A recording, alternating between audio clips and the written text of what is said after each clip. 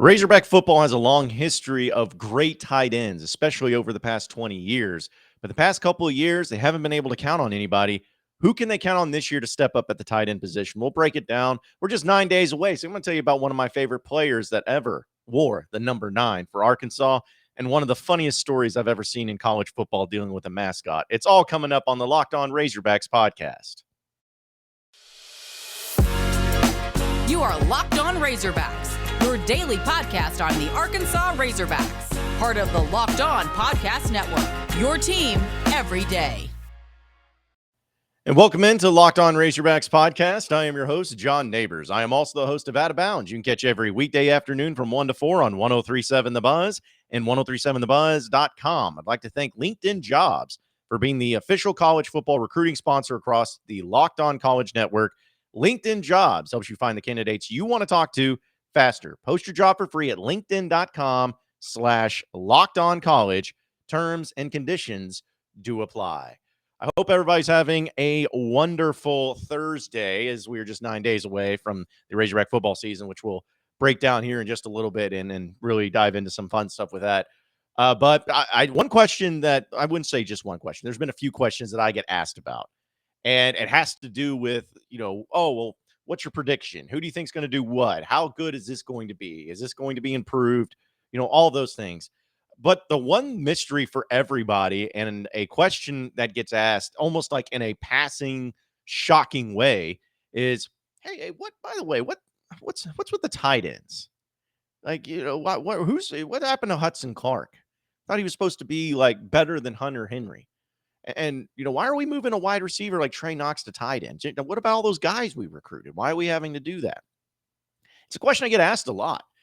And honestly, it is a little bit interesting, I would say, because the tight end position at Arkansas, for those of you who have been Razorback fans for a long period of time, especially over the past 20 years, think about all the great tight ends that have come through this university. I mean, Mackey Award winners.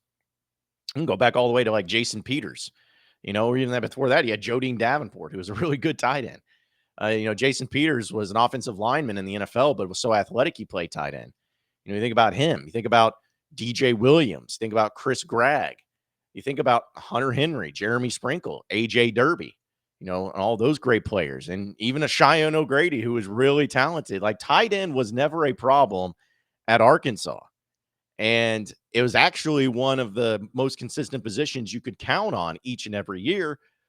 But really, since O'Grady left and Sam Pittman arrived, there haven't been really any tight ends that you've been consistently able to rely on, which is just, again, crazy because you had a stretch of so many great tight ends for so long where in year one, now and then in year two, and now going into year three, the tight end position is kind of a question mark where no one's saying that if the tight ends aren't great, then that means the team's not going to be great. I mean, it doesn't have that direct correlation, but it's certainly a position that can be utilized in many different ways, whether it's the blocking side of things or catching it side of things. Like, it could be all over the place. And so for Arkansas, they have quite a few tight ends listed on their roster this year. And in fact, the tight ends that we've at least got to talk to when being in the media has been Hudson Henry, who's a redshirt junior.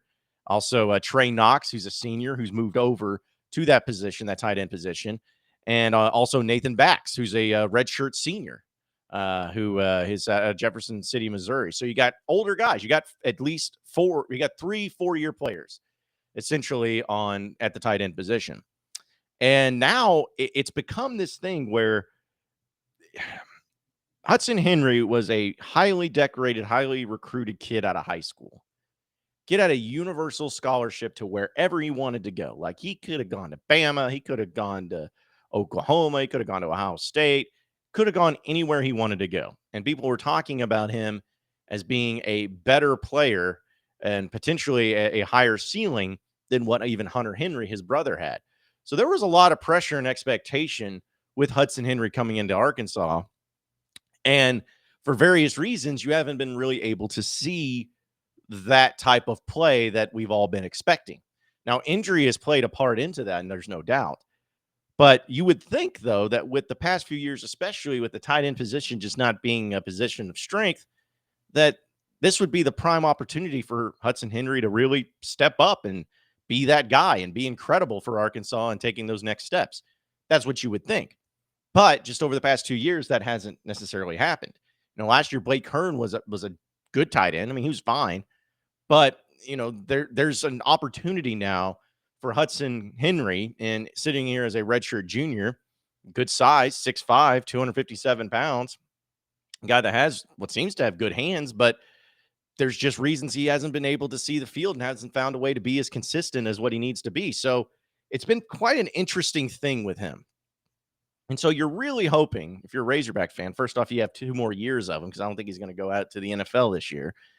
But you're really hoping that this is going to be the season to where he takes that next step and kind of takes over that tight end spot. He's had plenty of practice. He's had plenty of drills. He's had plenty of coaching. He's got all the pieces that he needs. And so this is going to be the prime opportunity for him to finally take that next step, to finally show why so many people thought high of him coming out of high school and being a great college football player. And then with the other guy, Trey Knox, I'm actually looking at him to be a bigger role player in this year's team than maybe he has been before. And you think about how crazy his journey has been. He was a highly decorated high school recruit. He was a 4-star coming out of it, comes to Arkansas, and he was actually the number 16 wide receiver in the country. And so he was a really highly decorated guy. And if you think about his first season, he started in all 11 games at wide receiver, and all 11 games he played in. And he got a bunch of touchdown catches. I mean, as much as you could, essentially, when it comes to that offense from Chad Morris. He hauled in 28 catches, 385 yards, and scored 3 touchdowns. That was his freshman year. And then in his sophomore year, he played in 10 games, but he really didn't have a whole lot of stats. Like, in fact, he had 7 catches for 70 yards. So you're talking about a massive drop-off. And then last year, he did play in 12 games, and we saw him move over to that tight end position just for a little bit. But even last year, he caught 20 passes, but it was only for 141 yards, but he did score a touchdown. So just a little bit more. Now, he's moved to tight end, and the thing I love about Trey Knox and why he's a guy that I am absolutely going to be rooting for, and I think Razorback fans should as well, is in this day and age with the transfer portal and everything, he could have easily transferred out. He could have easily gone somewhere else. After that first year with Sam Pittman in 2020, when he didn't get near the production that he got the previous year, when Traylon Burks actually got more production than he did in 2020, even though Knox had more than Burks in 2019, he could have easily said, man, this ain't for me. I don't want to be here. I want to be somewhere where I can be appreciated and play. And he could have moved on, and no one would have thought the wiser. Everyone would have just thought, hey, you understand that's part of it. But he didn't. He stayed. He stayed with Arkansas, and he's changed positions, and now he's entering into his 4th year with just such a great personality and a guy that just wants to win and loves being a Razorback. Like, that's what I really appreciate about him. And you can just see so many highlights and stuff. Like, I always think back to last year when Arkansas hit the game-winning field goal against LSU on the road, and you had Cam Little doing the gritty on the middle of LSU's field. Like, one of the first guys over there to be dancing with him was Trey Knox. Like, he's just a guy who loves being a great teammate. And I think that him moving to the position of tight end, him bulking up like he has this year, he's at 245 pounds. He looks it. I think that if his blocking can be there, we know the hands are there. We know he can catch. We know he can run. But, can he utilize his weight and his strength? That's going to be something that I think he's really going to be the key player in this whole role too. And then, of course, the other guy is Nathan Bax, who was actually started at Illinois State in his career. He redshirted that 2018 season. And then in 2020, he became a redshirt freshman here at Arkansas. And then he became a redshirt sophomore in 2021. Actually, that doesn't add up. They must have something off here, because he says he was a redshirt sophomore in 2021. But according to the official roster, it says he's a redshirt senior. So I don't think he just skipped a year, unless he's just really smart and really good, something we missed. But either way, I know that he's kind of going to be a guy we'll see. He's a player that's probably going to get a little bit of run time and playing time. That's why he met with the media to talk about the tight end position and the depth of it all. So those are really the 3 guys that you're probably going to have to count on to be able to step up. And so, again, it goes back to the whole point that Arkansas has a long history of great tight ends that have come through Arkansas, like so many of them. Mackey Award winners. It's never been a position of weakness. And honestly, I don't think it'll be a position of weakness this year. As long as everyone stays healthy, that's the key. I think the combination of Trey Knox getting more into a tight end's body in the offseason and being able to step into that role on top of Hudson Henry, him staying healthy, him having another year of development, and maybe having the right mentality to take on this position at the tight end role, which we know Kendall Briles wants to use tight ends. It's not something that he's like, oh, we don't need them. Like, no, they want to use tight ends. I think that you're going to see a much more improved tight end unit overall. Between those two guys, too, Trey Knox, again, is the one I'm probably a little bit more excited about just because we know as a wide receiver and as a guy that can catch, he's great at it. But can he block? Can he lead block, whether it's that way, or can he, help in protection? Can he help with making sure that if there's a defensive end out there that's just killing Arkansas, can he help with that? Can he do those things? I think he will be. I think the strength and conditioning coach has done a really good job of putting it all together. So I think he will be. But, that's something that Arkansas can't have a weakness in. They got to be able to step up. They got to be able to make that a position of strength. And I think that this year you definitely have the players to do it. It's just a matter of, can you find consistency out of them? That, my friends, is going to be the key. I got to tell you about LinkedIn. As you gear up for fall, you need the right people on your team to help your small businesses fire on all cylinders. LinkedIn Jobs is here to make it easier to find the people you want to talk to faster and for free. You can create a free job post in minutes on LinkedIn Jobs to reach your network beyond the world's largest professional network of over 810 million people. Then add your job and the purple hashtag hiring frame to your LinkedIn profile to spread the word that you're hiring so the network can help you find some good people to hire. It's why small businesses rate LinkedIn Jobs #1 in delivering quality hires versus leading competitors. LinkedIn Jobs helps you find candidates you want to talk to faster. Did you know that every week, nearly 40 million job seekers visit LinkedIn? Post your job for free at linkedin.com/lockedoncollege. That's linkedin.com/lockedoncollege to post your job for free. Terms and conditions do apply. You are Locked On Razorbacks, your daily podcast on the Arkansas Razorbacks, part of the Locked On Podcast Network, your team every day. All right, so continuing on with the Locked On Razorbacks podcast, and as I mentioned, we're just, I always want to point the other way, 9 days away, as my whiteboard says, from Razorback football. And I thought about doing this for kind of fun, just because, the closer we get, the more, what's the word I'm looking for? It's not testy, but the more antsy, maybe that's the way, anxious people get, just like, okay, enough talk. Let's get the season going. And, nobody's going to care about any of the stuff that we hear or say or any of the players or anything. They just want to get the season going. Don't we all? I'm with you. I'm with you completely on that. But I do think it's something that's pretty interesting when it comes to the number 9. And when I woke up this morning, and of course I see that it's just 9 days away, that's something where I'm like, when I see number 9 and I think Razorback football, I think of Matt Jones, which I think we all do. Somebody texted or tweeted at me just a few days ago, maybe it was a couple weeks ago, at some point when they're like, Arkansas should think about retiring number 9 for Matt Jones. And I'm like, I don't know about that. I love Matt Jones, but retiring numbers, I'm very selective on. I know people have their own opinions on it. But it is something to where it's synonymous that number 9 is Matt Jones. And I was trying to think of like any other number 9s that come to mind in history. And there's not many.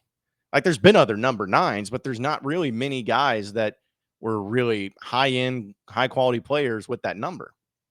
So it's almost synonymous with Matt Jones. And I'll never forget, a few weeks ago, I had the awesome opportunity to interview him at our Countdown to Kickoff thing with 103.7 The Buzz. And that was like a childhood dream. Like, that was my childhood hero, was Matt Jones. I mean, he was it. He was everything. And he's still Matt Jones, man. It just does almost like I'm in awe every time he walks into the room. I'm like, man, it's Matt Jones.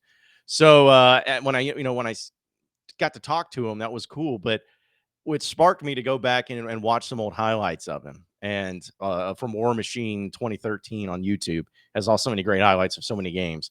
And there's just a compilation of Matt Jones highlights. And I watch him, and I'm like, man, it was incredible how awesome that guy was, and how you just don't see a player like him anymore. I mean, if you think about it, you had a 6'6", 235, 240-pound dude that had a vertical of 40 inches that could run a 4.37 and make it look so effortless. Like, there's not a play, and especially at the quarterback position. Like, everybody talks about dual threat quarterbacks now, and there's a lot of them, and there's a lot of great ones that are great athletes. But I don't care what anybody says. Matt Jones was the fastest quarterback that college football has probably ever seen. Maybe I think Michael Vick's probably number one, I should say, but Matt Jones is definitely in the conversation. Like, people talk about Vince Young. Vince Young didn't run a 4.37. People talk about, guys like others, not speedy guys, but just guys with, Cam Newton, Tim Tebow, Johnny Manziel, RG3, like really incredible guys that were incredible athletes, but they didn't have that top end speed like Matt Jones did. And so you just don't see that in college football. And I know we did a segment on it just a few weeks ago too, talking about my hot take that if Matt Jones played in today's college football, he would win a Heisman because there'd be nobody that could stop him if he had an offense catered to what he was good at, which he didn't at the time. He didn't have Houston Nuts. Like, Houston Nuts offense wasn't catered to a player like Matt Jones. And so if it was, Kendall Briles, for instance, coaching him, like the possibilities would be endless, like absolutely endless for what he could have done. And so it's like I'm almost appreciative of the legend of Matt Jones. And since I keep thinking about that, and just I know a lot of you did as well, I want to share a quick story. I wish I tried to find the audio and I couldn't. I wanted to share a quick story that during COVID, when no sports were going on, I remember I would have various people on my radio show, and one of them was former Razorback Blake Edens, former Razorback basketball player. He's a great guy. I love Blake Edens. And he told this story because I was just like, hey, man, do you have a cool Matt Jones story? Because I've always heard about these legends and everything about Matt Jones. And he told one of the coolest and like greatest stories ever. He said that with Nolan Richardson at the U of A, they had a few football players that were wanting to try out for the basketball team and, to play for Nolan. And so they held a tryout for a few football players. There was actually three of them. It was Matt Jones. It was Jason Peters, a guy we just recently talked about, and it was Nathan Ball. Three guys had some basketball experience, wanted to try out and see how it would go. Well, Jason Peters was the first one to drop out because he couldn't do with the conditioning of Nolan Richardson's. But Blake said that he was the freakish athlete. Like, he could stand under the goal at 300 pounds and jump up and dunk it. Like, he's just insanely, freakishly athletic, but the conditioning was too much, so he bounced out. So essentially it was about Matt Jones and Nathan Ball. Well, they start running this, I think it was the 2-1-1-2, I think is what Blake called it, where essentially, you go 2 down, 1, back and forth, passing it up. And he says that Matt Jones, everyone over there was stretching everything. Matt Jones didn't, wasn't stretching or anything. Just ties up his shoes, goes out on the court, and they start doing this drill down the court. Well, I forgot which player throws it up to Matt, but he throws up an alley-oop for him. And Sergio Teddy Gibson, who is a freak athlete within himself, like insanely athletic, is the one that was guarding Matt. Well, when he goes up for it, he gets the ball and he just yokes it on Teddy Gibson, like just posterizes the guy. And that was the first play. That was the first thing he did in practice. That was the only thing he did. And as soon as that happened, everyone's like freaking out, like, oh my goodness. And Nolan Richardson says, all right, we're done. We're done. I've seen enough. We're done. We're good. And like everyone just knew. And then Nathan Ball was like, whoa, coach, but what about me? What about me? Do I get a shot at it? And apparently Coach Richardson said, can you do that? What Matt just did? So no. And then Nolan was like, well, we're done. Like, that's it.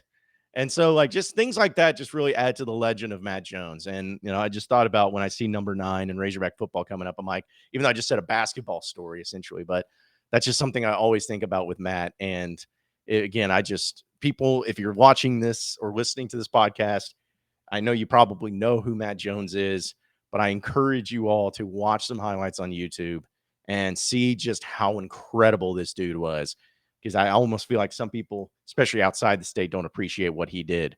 But the dude was legendary in all phases of the game.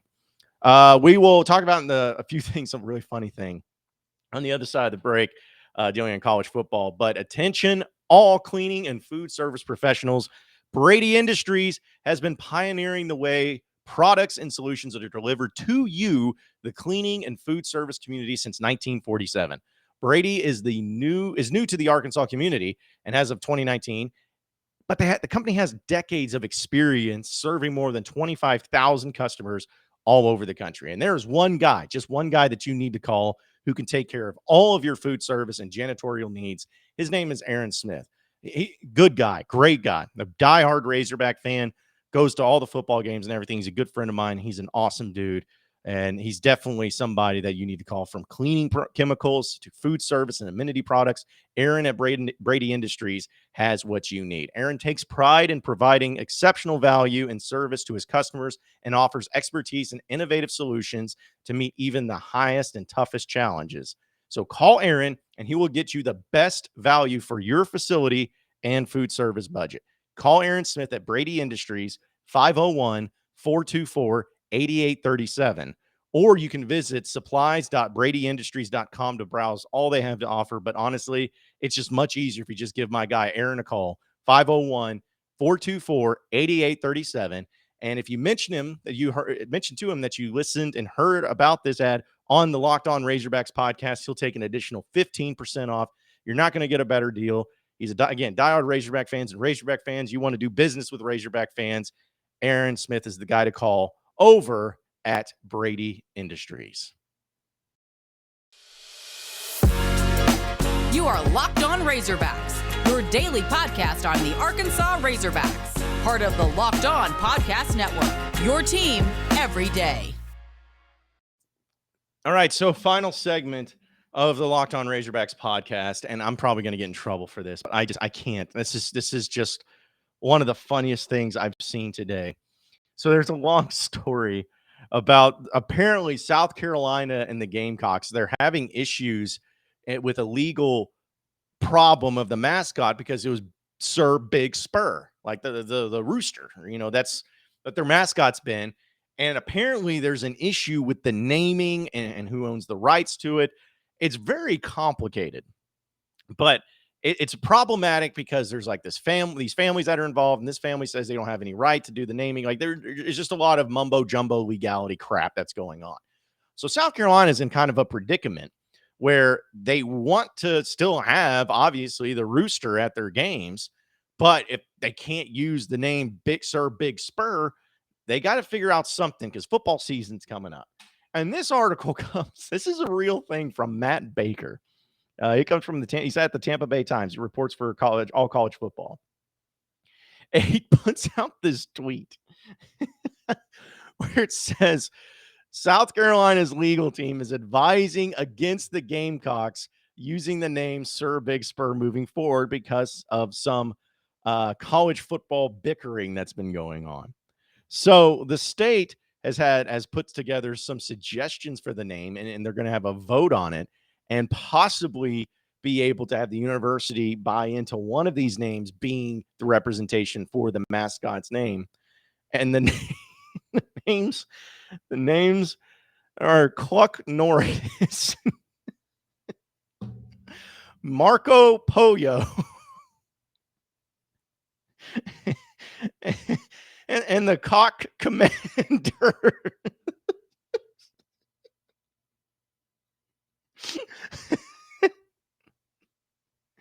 I don't know if any of these names will be used, and I don't know why I find this so funny. But Cluck Norris might be the stupidest one. But the Cock Commander. Oh man, if South Carolina's got games going on and on ESPN they go to the broadcast and the camera goes over and shows the rooster, and you have to hear Joe Tessitore or whoever's calling the game. That's the newest. It's the mascot that's been around for a long time. It's got the newest name. That is Sir Cock Commander. Oh man, I won't be able to handle it. I won't be able to handle it. But that name, dude, is hilarious. I don't know why I found that so funny. I hope it wins. Apparently on the voting, it is overwhelmingly winning. And so if that ends up happening, like any of them would be really funny, but that one would just be too much. My goodness, like, come on. But I guess when you have a mascot like South Carolina has, you can take a few liberties with some of the words and play on words that you won for it. Oh, man. All right. I got to end this before I die laughing. Appreciate everybody listening in to the Locked On Razorbacks podcast. Be sure to like and subscribe to the podcast on iTunes or on Google Play. You can also get after me on Twitter at BuzzJohnNabors for any questions, comments, concerns that you may have. We'll keep it going from there. Same podcast time, same podcast channel tomorrow afternoon. Have a great day, everybody. We'll see you then.